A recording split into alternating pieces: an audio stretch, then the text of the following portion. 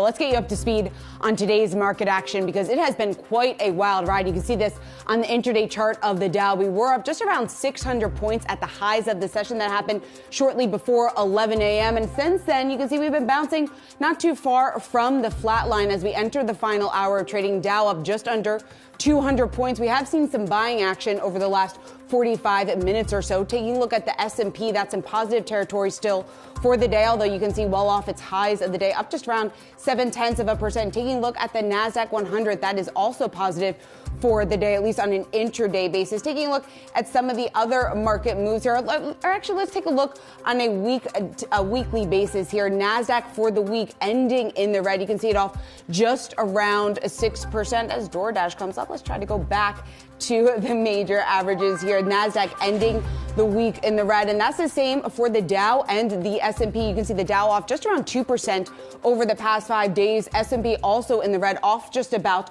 4% as well. Taking a look at the sector action that we're seeing play out here on the screen on an intraday basis, you're looking at materials, financials as the leaders, healthcare, the laggard, the only sector trading in the red this afternoon. On a 5-day basis, energy by far the leader there, up just around 2.5%. But take a look at some of the laggards. We mentioned the fact that higher rates have really taken a sharp hit on some of the communication services and technology names. We're seeing that reflected in the market today. And also taking a look inside the Dow, a bit of a mixed picture over the past 5 days, but on an intraday basis, you're still looking at Microsoft holding on to gains, JP Morgan in the green, Honeywell also pushing to the upside. Equity markets really trying to hold on to that, I guess, good news, you can call it, in the jobs report. The market, at least, is looking at it as good news. That 3.7% unemployment rate, which was a bit higher than what we got in the last reading. The market's a bit encouraged by that. This is a sign that maybe potentially the Fed will not be as hawkish as they had been anticipating. So that's a big driver